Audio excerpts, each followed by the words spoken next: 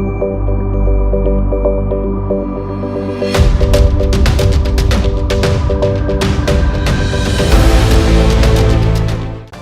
आप देख रहे हैं द एंगल। मैं हूं आपके साथ दीपाली माथुर। नजर डालते हैं इस वक्त की सुर्खियों पर। पश्चिम बंगाल भाजपा में नहीं चल रहा सब कुछ सही। राज्यपाल संघ शुभेंदु अधिकारी की बैठक में शामिल नहीं हुए भाजपा के 24 विधायक। राम मंदिर की जमीन खरीद में गड़बड़ी के मामले पर सीएम अशोक गहलोत ने कसा तंज। भाजपा के प्रदेश अध्यक्ष सतीश पूनिया ने मुख्यमंत्री पर किया कटाक्ष। मोदी सरकार में मंत्रिमंडल विस्तार की कवायद तेज। राजस्थान से दिया कुमारी हो सकती है कैबिनेट में शामिल। राजस्थान में आज से संचालित हो रही सभी रोडवेज की बसें सभी रूटों पर मिलेगी राजस्थान रोडवेज की बस। ब्रिटेन के प्रधानमंत्री बोरिस जॉनसन ने लॉकडाउन संबंधी सभी पाबंदियों को 19 जुलाई तक बढ़ा दिया है। इससे पहले ये पाबंदियां 21 जून को समाप्त होने जा रही थी। जॉनसन ने कहा कि कोरोना वायरस के डेल्टा स्वरूप के चलते संक्रमण के मामलों और अस्पताल में भर्ती होने वाले मरीजों की संख्या में बढ़ोतरी संबंधी चिंता बरकरार है। प्रधानमंत्री की इस घोषणा के साथ ही अब फ्रीडम डे 19 जुलाई को मनाया जाएगा, जो कि लॉकडाउन समाप्त होने की खुशी में मनाया जाएगा। पश्चिम बंगाल में चुनाव परिणाम घोषित होने के बाद से सब कुछ सही नहीं चल रहा है। भाजपा नेता शुभेंदु अधिकारी ने पार्टी विधायकों के साथ राज्यपाल जगदीप धनखड़ से मुलाकात की। हालांकि इस बैठक में बीजेपी के 74 विधायकों में से सिर्फ 50 ही मौजूद थे। बाकी 24 विधायक बैठक में नहीं आए और अब इन गायब विधायकों के कारण पार्टी की चिंता बढ़ गई है। दरअसल सियासी हलकों में चर्चा है कि ये सभी 24 विधायक सत्ताधारी तृणमूल कांग्रेस पार्टी में शामिल हो सकते हैं। विधायकों की बैठक में न जाने से इस बात के भी संकेत मिले हैं कि विधायक शुभेंदु अधिकारी की लीडरशिप के लिए तैयार नहीं थे।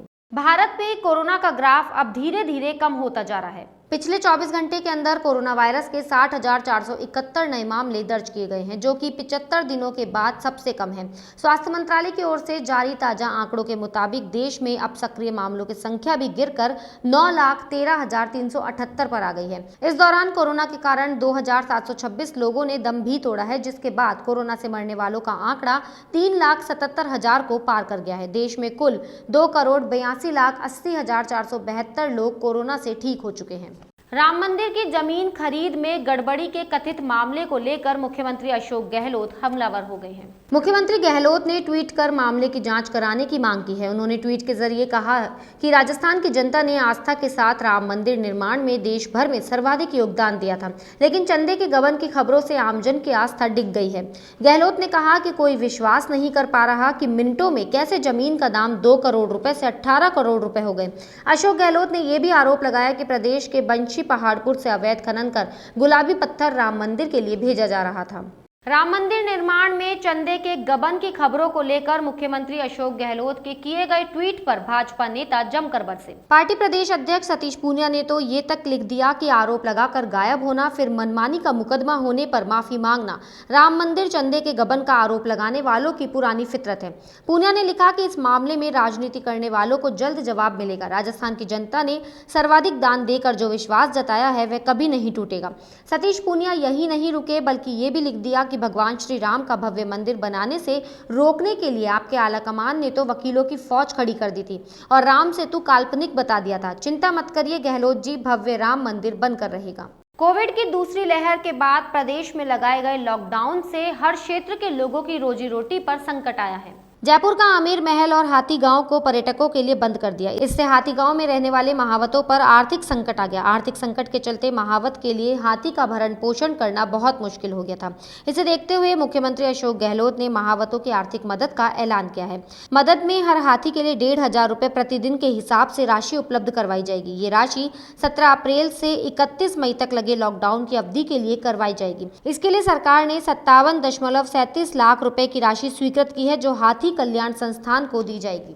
मोदी सरकार के दूसरे कार्यकाल में जल्द ही मंत्रिमंडल विस्तार होने वाला है। मंत्रिमंडल विस्तार में 23 विभागों के मंत्रियों को बदलने और जिनके पास दूसरे विभागों का कामकाज है उनको हल्का किया जाएगा। जानकार सूत्रों के अनुसार मंत्रिमंडल विस्तार में राजस्थान की राजसमंद सांसद दिया कुमारी को भी जगह मिल सकती है।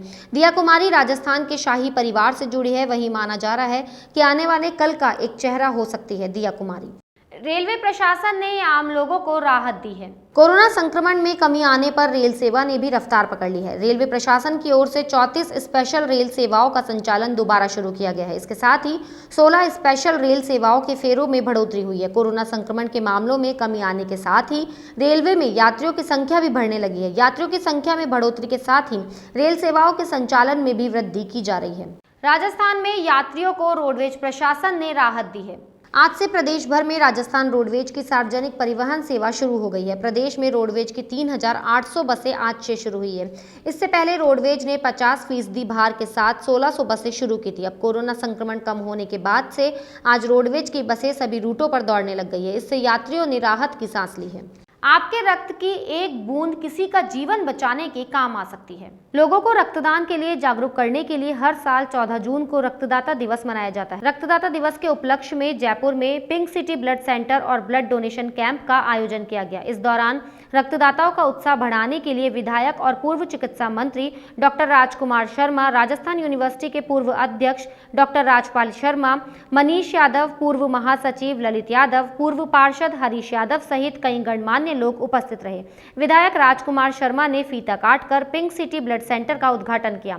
इस दौरान राजकुमार शर्मा ने कहा कि रक्त की कभी भी किसी को भी जरूरत पड़ सकती है। ऐसे में युवाओं को आगे आकर रक्तदान करना चाहिए। और हमारा सौभाग्य है कि हम और हमारी पूरी टीम एक रक्तदान महादान जैसे बड़े महायज्ञ से हम लोग जुड़े हुए हैं और हर वर्ष 14 नवंबर से लेके पूरे वर्ष हमारे युवा साथी जहाँ जहाँ भी रक्त की आवश्यकता पड़ती है वहाँ पे रक्त का दान करते हैं।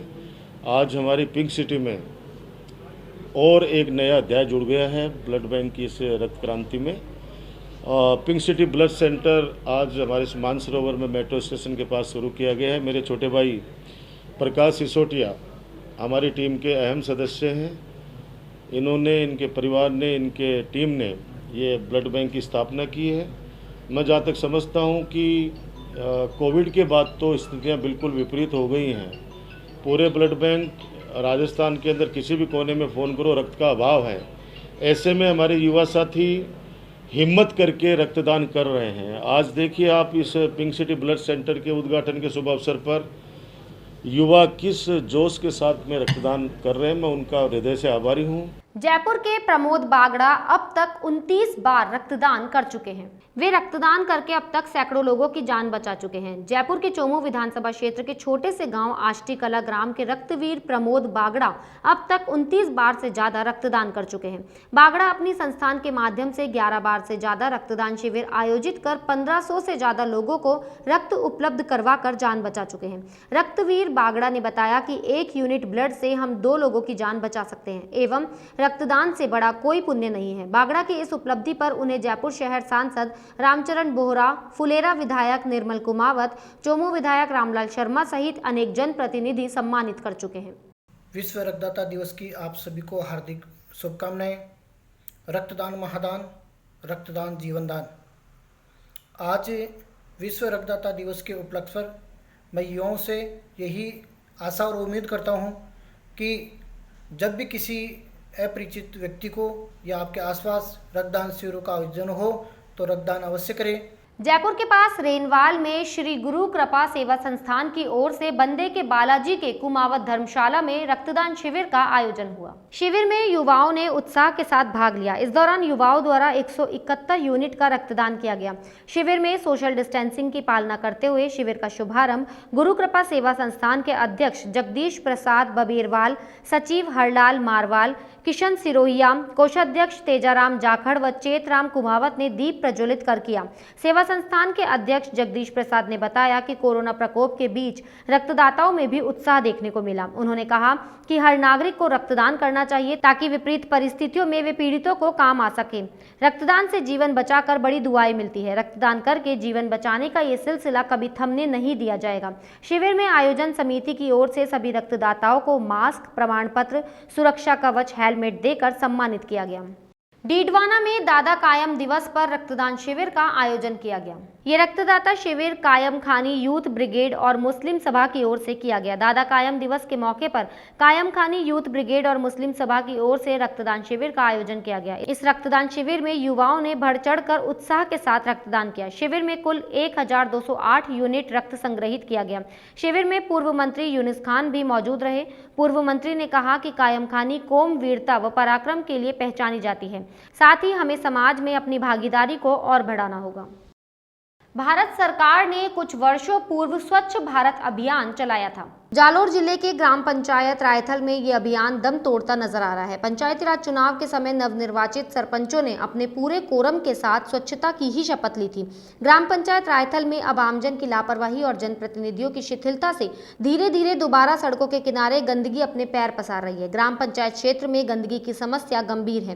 गाँव में नियमित साफ सफाई नहीं होने से सड़कों पर कचरा पसरा रहता है। साफ सफाई नहीं होने से जगह जगह गंदगी का अंबार लगा रहता है। वहीं जिला प्रशासन व जनप्रतिनिधि इस ओर ध्यान नहीं दे रहे हैं। राजस्थान के मुख्यमंत्री अशोक गहलोत ने बावड़ी ब्लॉक क्षेत्र के बिराई व खेड़ापा के पीएचसी के नए भवन का वर्चुअल लोकार्पण किया। बावड़ी पंचायत समिति के वीसी रूम में लाइव कार्यक्रम के दौरान कई जनप्रतिनिधि उपस्थित रहे। इस वीसी में भोपालगढ़ विधायक पुखराज गर्ग, एसडीएम सुमित्रा पारिक, तहसीलदार धनाराम गोदारा, खंड मुख्य चिकित्सा अधिकारी डॉक्टर अनिल चौधरी, बावड़ी सरपंच हरिंद्र ग्वाला, भेराराम भादू सहित कई जनप्रतिनिधि व विभिन्न विभाग के अधिकारी उपस्थित रहे।